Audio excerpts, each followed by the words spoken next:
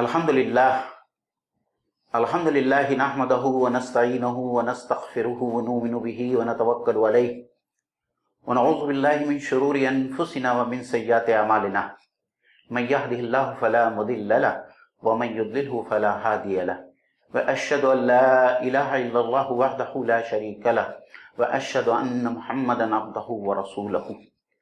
क़ाल रसूलुल्लाहि सल्लल्लाहु अलैहि वसल्लम अहब्बुल बिलादि इलल्लाहि मसाजिदुहा व अबग़ज़ुल बिलादि इलल्लाहि अस्वाक़ुहा औ कमा क़ाल। रब्बि इश्रह ली सदरी व यस्सिर ली अमरी वहलुल उक़दतम मिन लिसानी यफ़क़हू क़ौली रब्बि ज़िदनी इल्मन। अस्सलामु अलैकुम व रहमतुल्लाहि व बरकातुहू। अज़ीज़ नाज़रीन, एक बार फिर जुमा का खुतबा लेकर मैं आप लोगों की खिदमत में हाजिर हुआ हूँ और जैसे कि अनाउंसमेंट हुआ है, आज के इस खुतबे का उन्वान है मुस्लिम माशरे में मस्जिद की अहमियत और उसका रोल। हकीकत तो ये है कि दीन इस्लाम का तसव्वुर मस्जिद के बगैर किया ही नहीं जा सकता है। मस्जिद ये लफ्ज जो है वो सजदा से बना है, यानी एक ऐसी जगह जो सजदा गाह हो, और शरअन मस्जिद उस इमारत को कहते हैं जिसमें मुसलमान अल्लाह की याद करने के लिए, उसका जिक्र करने के लिए, नमाज पढ़ने के लिए इनफरादी तौर पर या इज्तिमाई तौर पर जमा होते हैं।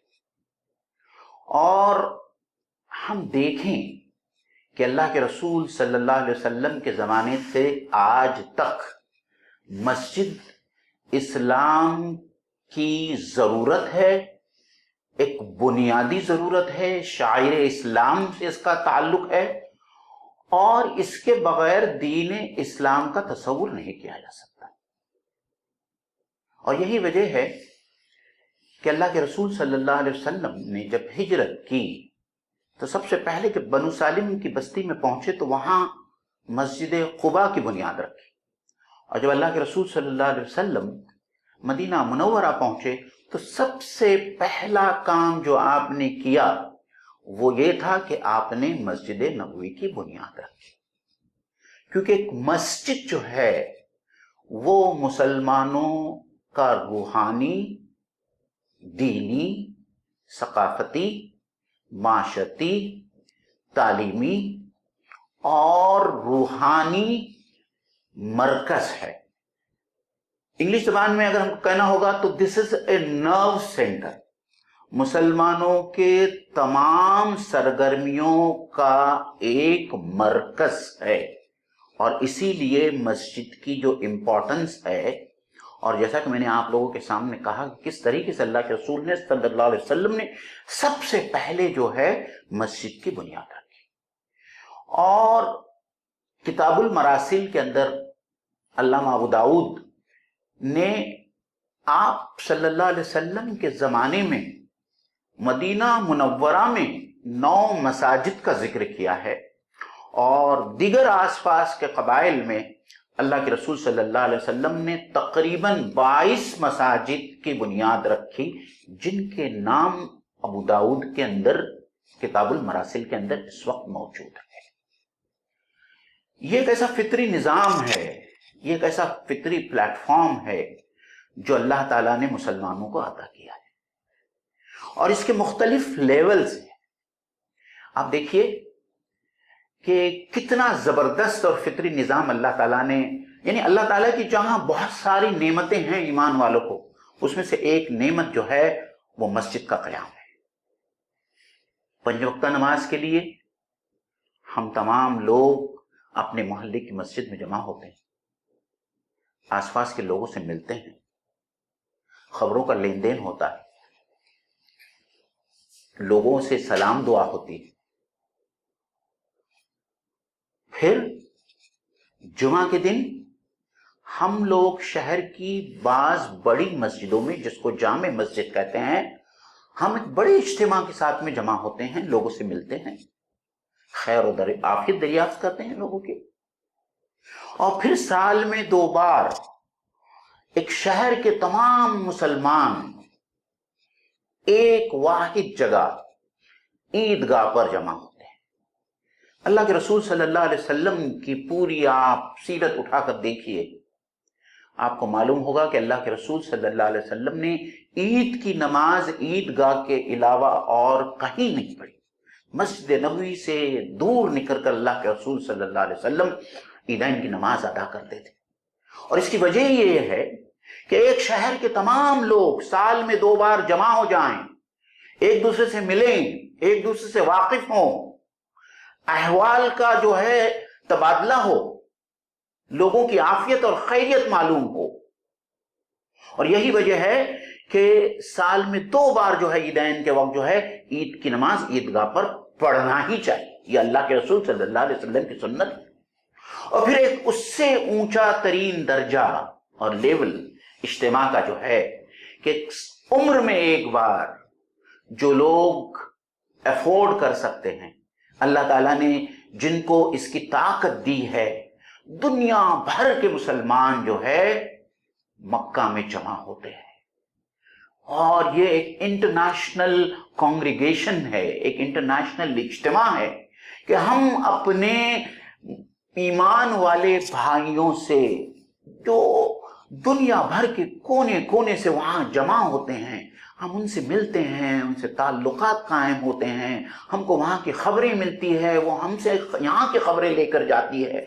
तो ये एक अजीम शान जो इंतज़ाम है, ये एक फितरी इंतज़ाम है जो अल्लाह ताला ने तमाम मुसलमानों को दिया है। और ये अल्लाह ताला की बहुत सारी नेमतों में से ये एक नेमत है। अज़ीज़ान गिरामी, इस बात को आप सोचें कि ये जो मस्जिद जो है, जिसको हम अल्लाह का घर कहते हैं, ये मुसलमानों को एक जगह जोड़ने की जगह है। मुसलमान इस जगह जमा होते हैं अल्लाह से लौ लगाने के लिए, अल्लाह से अपना ताल्लुक बढ़ाने के लिए, और साथ ही साथ अपना ताल्लुक और अपना इज्तिमा पूरा करने के लिए और अपना ताल्लुक बढ़ाने के लिए। आप देखिए दिन भर में क्या होता है, लोग अपने अपने काम से निकल जाते हैं, अपने घरों से, अपने मोहल्लों से निकल जाते हैं। तालिब इल्म कॉलेज और स्कूल की तरफ जाते हैं, जो लोग तिजारत पेशा है वो अपनी तिजारत की तरफ निकल जाते हैं, जो नौकरी पेशा है वो अपनी सर्विस पर निकल जाते हैं। लेकिन जैसे ही नमाज का वक्त होता है, लोग सिमट कर जो है दिन में 5 औकात मस्जिद के अंदर जमा हो जाते हैं। यानी ये मुंतशिर माशरा जो है, वो तमाम मोहल्ले वाले 5 नमाजों के लिए एक मस्जिद के अंदर जमा हो जाते हैं, मिलते हैं।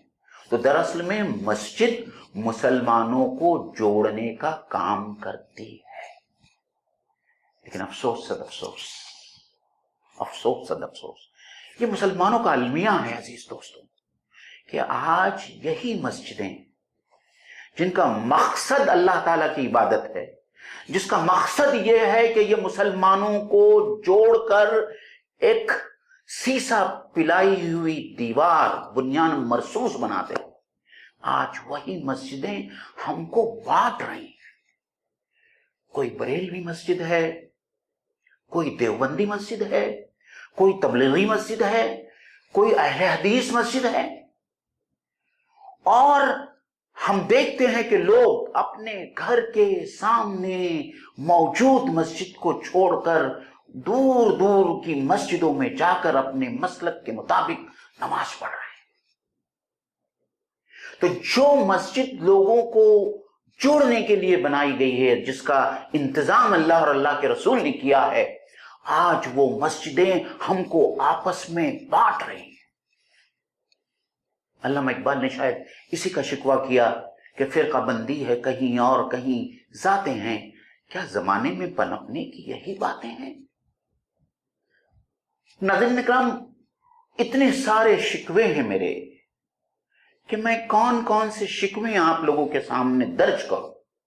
हजारों ख्वाहिशें ऐसी कि हर ख्वाहिश पे दम निकले, और खास तौर पर मस्जिद से मुताल्लिक जब यह ऐलान हुआ था इस उन्वान का, तो बहुत सारे लोगों ने यह सोचा होगा کہ بھائی مسجد کی اہمیت تو اپنی جگہ پر طے ہے اور ہم سب لوگ جانتے ہیں کہ مسجد کا مسلم معاشرے میں کیا رول ہے، لیکن میرے خیال سے ایسے بہت سارے گوشے ہیں جس کی طرف ہماری نظر نہیں پڑی ہے، اور اگر ہماری نظر پڑی بھی ہے تو کبھی ہم نے اس کے اوپر توجہ نہیں دی ہے۔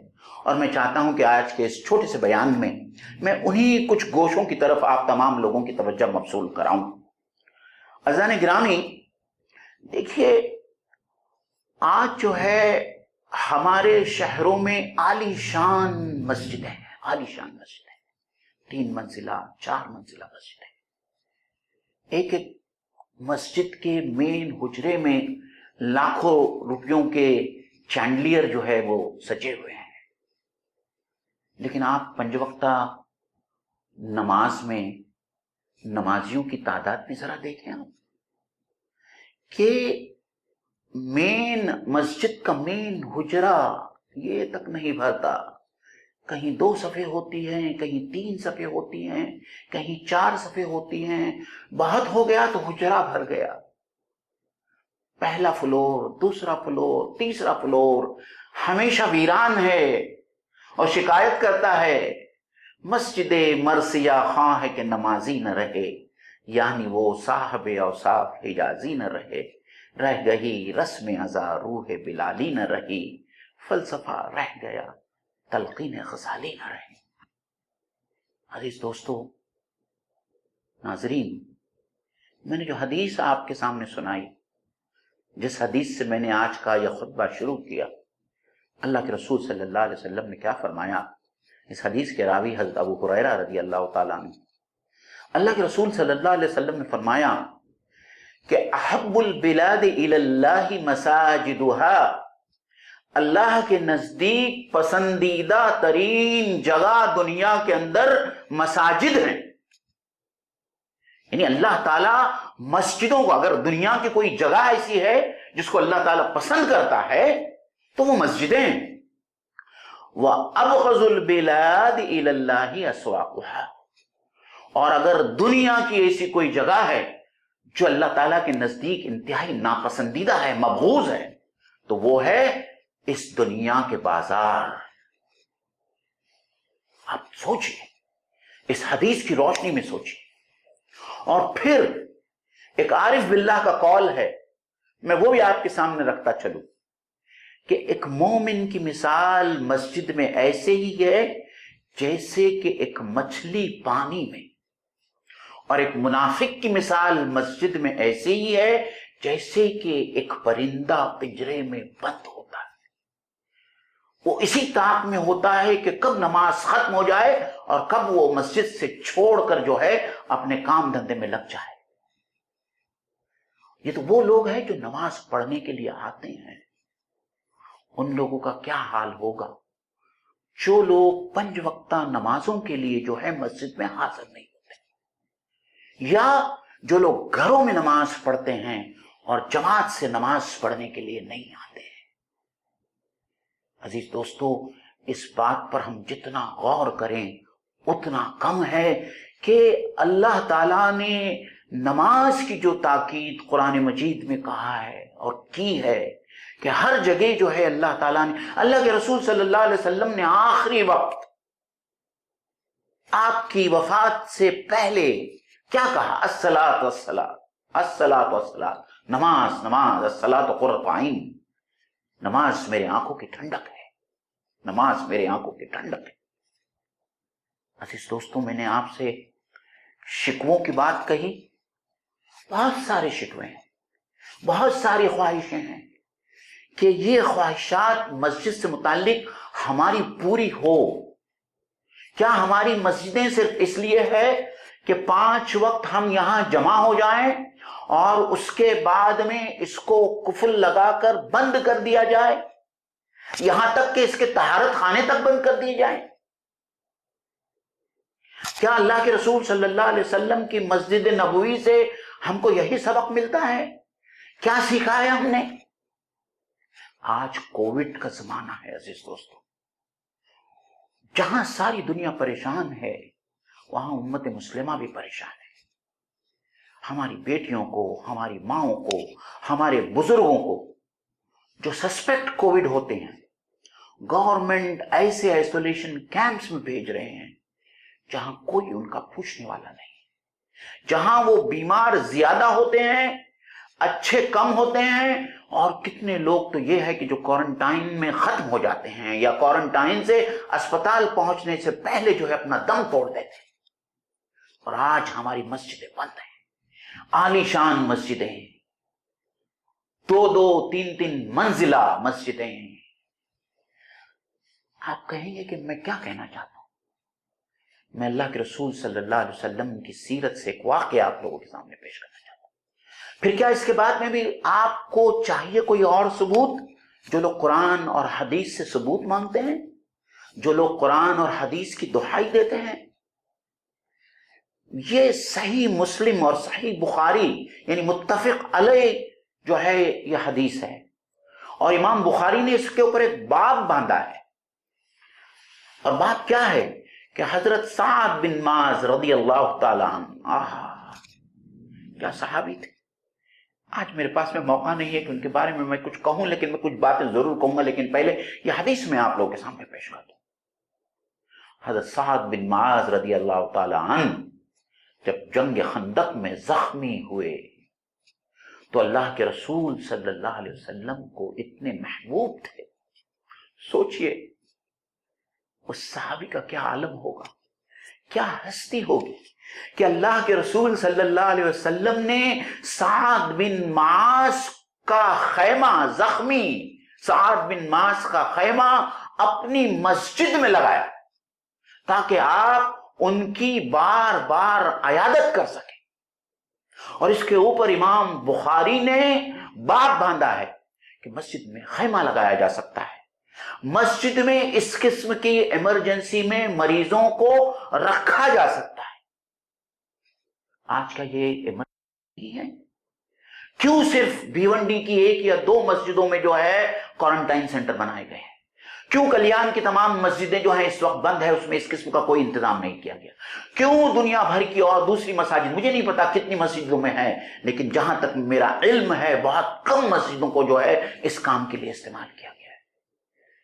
عزیزان گرامی، سعد بن معاذ کو جب میں یاد کرتا ہوں تو میں ان کو سلام بھیجتا ہوں رضی اللہ تعالیٰ عنہ۔ کیا انسان رہے ہوں گے، کیا ہستی رہے ہوں گے، جو اللہ کے رسول صلی اللہ علیہ وسلم کو اتنے محبوب تھے کہ اللہ کے رسول صلی اللہ علیہ وسلم نے ان سے جدا ہونا پسند نہیں فرمایا اور ان کا خیمہ لگوایا مسجد نبوی میں۔ میں کبھی کبھی حضرت سعد بن معاذ کے بارے میں جب میں سوچتا ہوں تو میں ایک چھوٹی سی بات آپ لوگوں کے سامنے رکھنا چاہتا ہوں، اس ٹاپک سے تھوڑا ہٹ کر، لیکن میں واپس اپنے ٹاپک پر آ جاؤں گا۔ ہم لوگ کبھی کبھی اپنی عمر طباعی کیلنڈر کے حساب سے گنتے ہیں کہ میں 50 سال جیا، میں 60 سال جیا۔ یہ دھوکہ ہے، ہم نے 50 سال جیے، ہم 60 سال جیے، لیکن ہم حقیقت میں کتنا جیے؟ ہم حقیقت میں ہم نے کتنی نیکیاں کمائی؟ ہم نے حقیقت میں ہم اللہ کے کتنے نزدیک پہنچے؟ حضرت سعد بن معاذ کی ایمانی عمر صرف 6 سال تھی، 6 سال، یقین کیجیے۔ 30 سال کی عمر میں حضرت سعد بن معاذ اللہ کے رسول صلی اللہ علیہ وسلم کے ہاتھ پر بیعت کی اور اسلام میں داخل ہوئے۔ جنگ خندق میں آپ زخمی ہوئے اور اسی زخموں کی تاب نہیں لا کر 36 سال کی عمر میں، 36 سال کی عمر میں حضرت سعد بن معاذ جو ہے شہید ہو گئے۔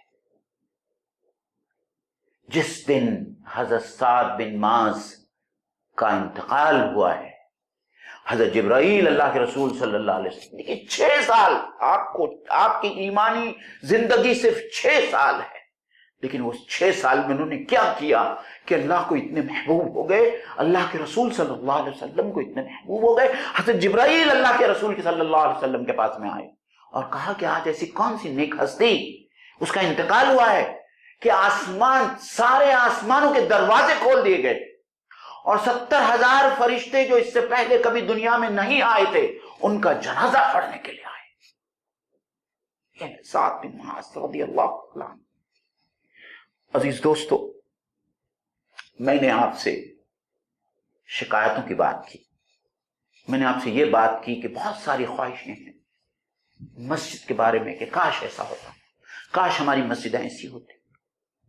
آپ بھی جانتے ہیں، میں بھی جانتا ہوں، کیا آپ نے سیرت کو پڑھا نہیں ہے کہ اللہ کے رسول صلی اللہ علیہ وسلم کے زمانے میں مسجد نبوی میں عورتیں نماز پڑھنے کے لیے آتی تھی، اندھیرے منہ آتی تھی، یعنی ایسے اوقات میں آتی تھی جب اندھیرا ہوتا تھا، فجر کے وقت آتی تھی، عشاء کی نمازیں بھی پڑھتی تھی۔ اللہ کے رسول صلی اللہ علیہ وسلم خود ازواج مطہرات کو اپنے ساتھ عیدگاہ لے کر جاتے تھے۔ آج آپ بتائیے کہ کتنی مسجدوں میں عورتوں کا نماز پڑھنے کا اہتمام ہے۔ میں دیگر نمازوں کے بارے میں کچھ نہیں کہنا چاہتا، کم سے کم ہم جمعہ کی نمازوں کا اہتمام کریں کہ ہماری بچیاں، ہماری عورتیں کم سے کم جمعہ کا خطبہ سن کر کچھ علم حاصل کریں، کچھ تذکیر ہو، کچھ نصیحت حاصل کریں۔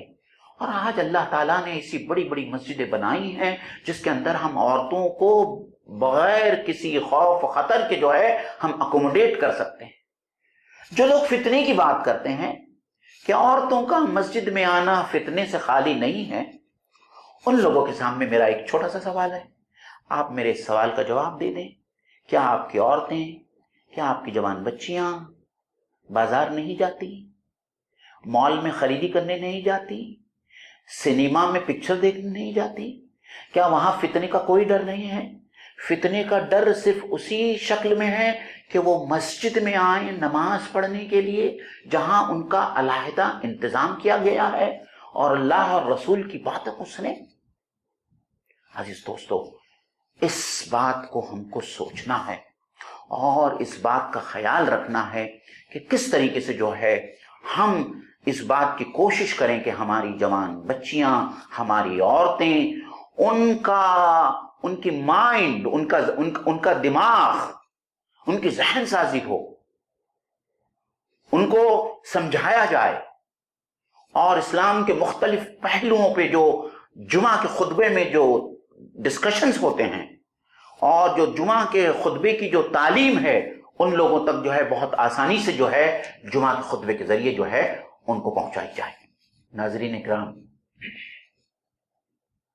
قرآن مجید کی وہ آیت ہم بار بار دہراتے ہیں، لَقَدْ كَانَ لَكُمْ فِي رَسُولِ اللَّهِ أُسْوَةٌ حَسَنَةٌ، کہ آپ صلی اللہ علیہ وسلم کی زندگی اور آپ کی سیرت میں ہمارے لیے ایک کامل نمونہ، جس طریقے سے آپ کی سیرت ہمارے لیے کامل نمونہ ہے اسی طریقے سے مسجد نبوی ہمارے لیے ایک رول ماڈل ہے۔ کیا کبھی آپ نے غور کیا کہ مسجد نبوی میں آج کی مسجد نبوی کی بات نہیں کر رہا ہوں، میں اس زمانے کی مسجد نبوی کی بات کر رہا ہوں کہ کیا مسجد نبوی میں صحابہ صرف نماز پڑھنے کے لیے حاضر ہوتے تھے اور اس کے علاوہ مسجد نبوی میں کوئی کام، دوسرا کوئی کاروائی نہیں کی جاتی تھی؟ پھر آپ کو نبی اکرم صلی اللہ علیہ وسلم کی سیرت کا دوبارہ مطالعہ کرنا پڑے گا۔ میں نے جو شروع میں آپ سے کہا کہ ایک مسجد مسلمانوں کی روحانی، دینی، ثقافتی، معاشرتی، تعلیمی، ان تمام چیزوں کا مرکز ہونا چاہیے، اور اللہ کے رسول صلی اللہ علیہ وسلم کے زمانے میں یہی تمام کام جو ہے مسجد نبوی سے کیے جاتے تھے۔ آپ لوگوں میں سے بہت سارے لوگوں نے سنا ہوگا کہ مسجد نبوی میں 7 ایسے ستون ہیں جو بہت مشہور ہے، 7 ستون، استوان حنانہ، استوان عائشہ، استوان سریر، استوان علی، استوان جبرائیل جو ہے وہ اب روضہ اقدس کے اندر شامل ہو گیا ہے، استوان وفود، 7 ستون ہیں، استوان ابو لبابہ یا استوان توبہ، 7 ستون ہیں، اور اس کے ساتھ میں تاریخ جڑے۔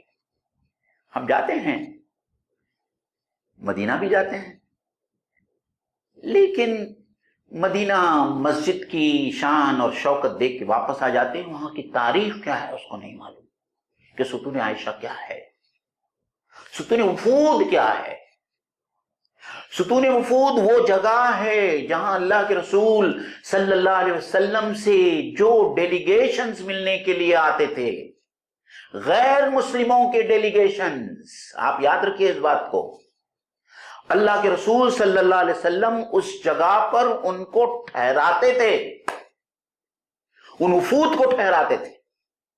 نجران سے جو اہل کتاب کا جو وفد آیا تھا، اللہ کے رسول صلی اللہ علیہ وسلم نے مسجد نبوی میں اس وفد کو 10 روز تک ٹھہرایا تھا، غالباً 8 سے 10 روز تک ٹھہرایا تھا۔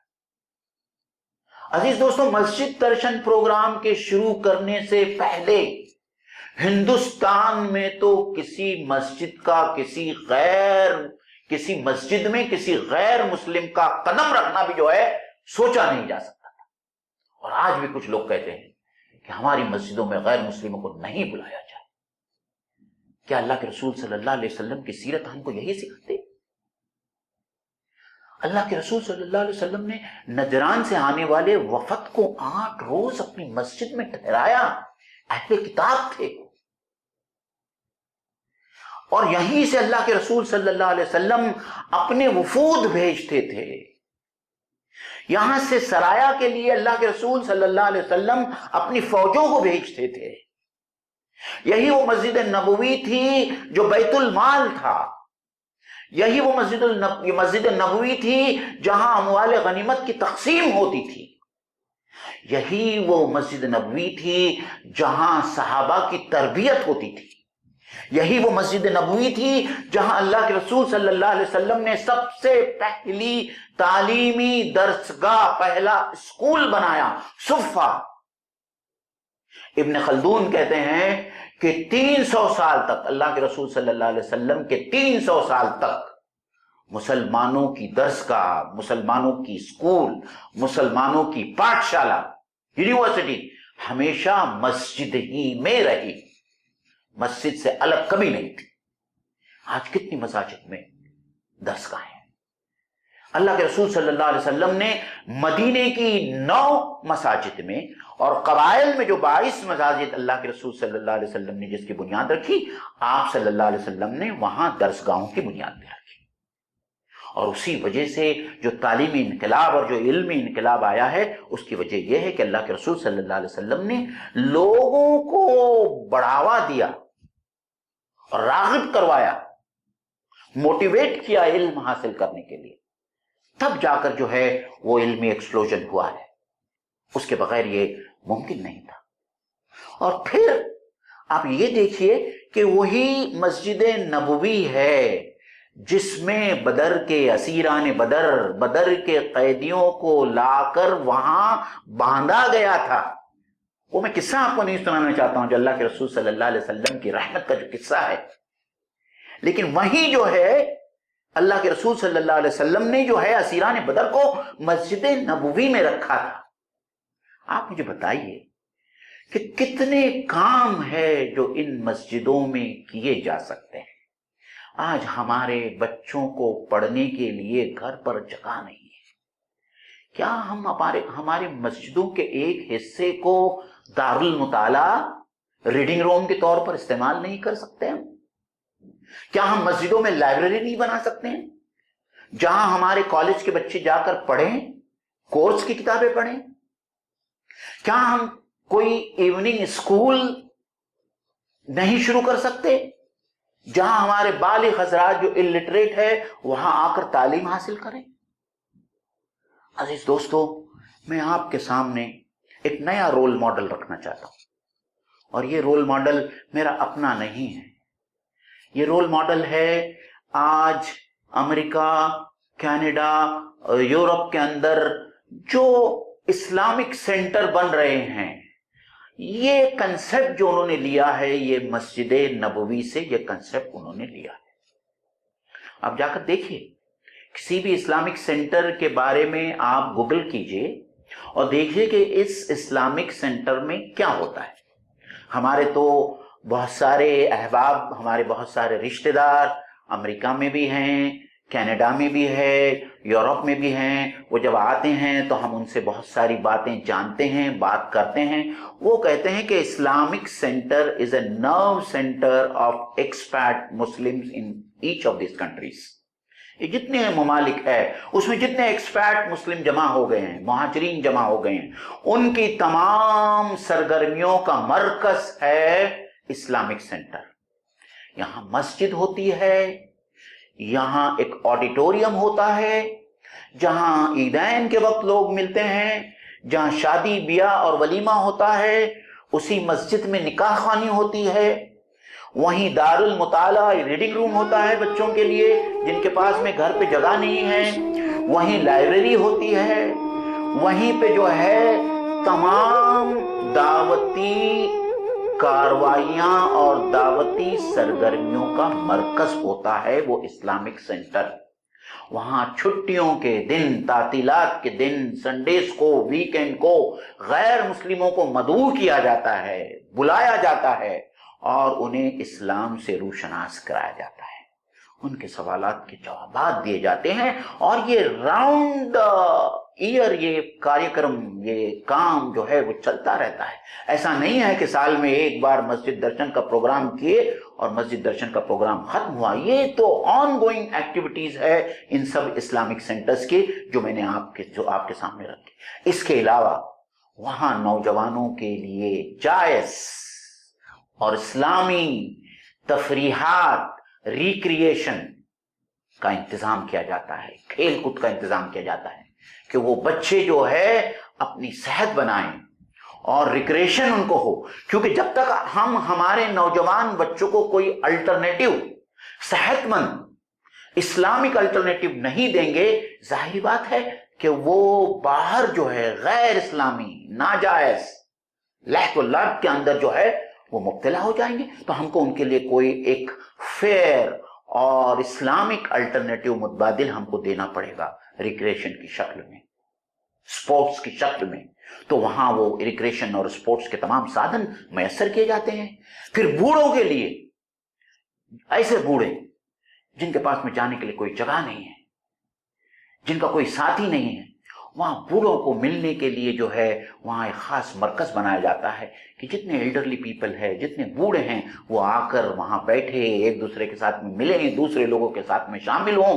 तो उनके जो साइकोलॉजिकल जो इश्यूज हैं, साइकोलॉजिकल प्रॉब्लम्स है, वो प्रॉब्लम सॉल्व होते हैं। वहीं ताम का इंतजाम होता है, अच्छी कैंटीन होती है। तो गर्ज ये कि एक ऐसा सेंटर है जिसमें रूहानी, दीनी, तालीमी, सकाफती, माशरती हर किस्म का निज़ाम वहां मौजूद होता है। वहीं से लोगों के लिए क्राइसिस में डोनेशंस जमा किए जाते हैं, चंदे जमा किए जाते हैं और वहीं से जो है लोग रिलीफ का काम करते हैं। तो ये एक रोल मॉडल है जो मेरे ख्याल से बर्रे सगीर के मुसलमानों को इस रोल मॉडल पर काम करना चाहिए और ऐसे ही इस्लामिक सेंटर जा बजा हमको कायम करना चाहिए। जहां ये इस्लामिक सेंटर कायम नहीं हो सकते, वहां जहां मस्जिदें हैं और जो बेकार पड़ी हैं, कम से कम वहां कुछ दूसरे कार्यक्रम, दूसरे काम, दूसरे उम्मत की जरूरत है। इस वक्त उम्मत की जो जरूरतें हैं, तालीम की जरूरत है, कोचिंग की जरूरत है, क्वारंटाइन की जरूरत है, औरतों की तस्कीर और औरतों की तरबियत की जरूरत है, दारुल मुताले की जरूरत है।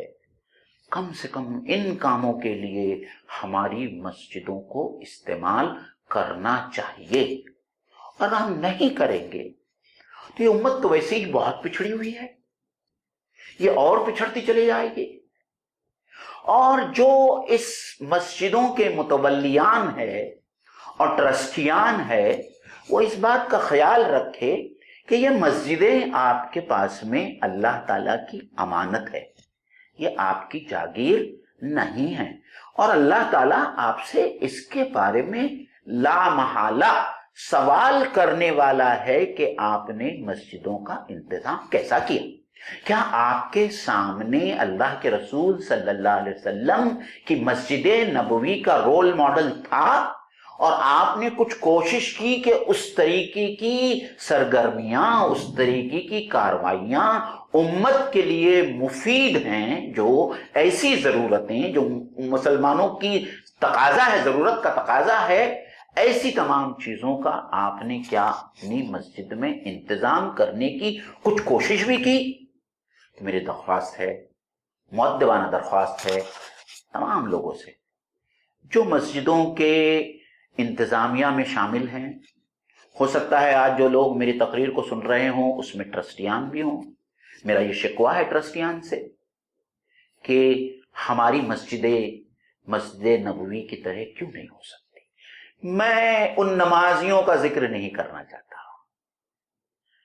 وہ نمازی جو مسجد نبوی میں اللہ کے رسول صلی اللہ علیہ وسلم کے زمانے میں نمازیں پڑھتی تھے، ان کا خشوع، ان کا خضوع اللہ اکبر، میں اس کی بات ہی نہیں کرنا چاہتا۔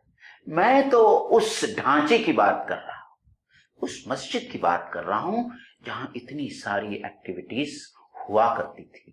ہم کوشش کریں کہ ہم یہ دعا کریں، بھائی یہ دعا کریں، اللہ تعالیٰ مجھے معاف کرے، کہ اللہ تعالیٰ ہماری عبادت میں بھی صحابہ کا خشوع اور خضوع اللہ تعالیٰ ہمیں عطا فرمائے، ہم بھی انہی کی طرح نماز پڑھنے والے بن جائیں۔ آج مسجدیں تو عالی شان ہیں، ایئر کنڈیشن مسجدیں ہیں، لیکن وہ نمازی نہیں رہے، وہ عالی شان نمازی نہیں ہیں۔ اس زمانے میں مسجد نبوی ایک سیدھی سادی مسجد تھی جہاں صفیں بھی نہیں تھی، صفوں کے اوپر کنکر اور ریت کے گارے تھے، لیکن وہ جو نمازی تھے وہ عالیشان نمازی تھے، اللہ تعالیٰ کو محبوب تھے، رسول اللہ صلی اللہ علیہ وسلم کو محبوب تھے۔ اللہ تعالیٰ سے دعا ہے کہ اللہ تعالیٰ ہم سب کو اچھا نمازی بنائیں، ہماری نمازوں میں، ہماری عبادتوں میں اللہ تعالیٰ خشوع اور خضوع دے، اور اللہ تعالیٰ ہم کو اس بات کی توفیق عطا فرمائیں کہ ہماری مسجدوں کو بھی ہم اسی طریقے سے استعمال کریں اپنی اس امت کے لیے جس طریقے سے ان مسجدوں کو استعمال کرنے کا حق ہے۔ وآخر دعوانا ان الحمد للہ رب العالمین۔ السلام علیکم ورحمۃ اللہ وبرکاتہ۔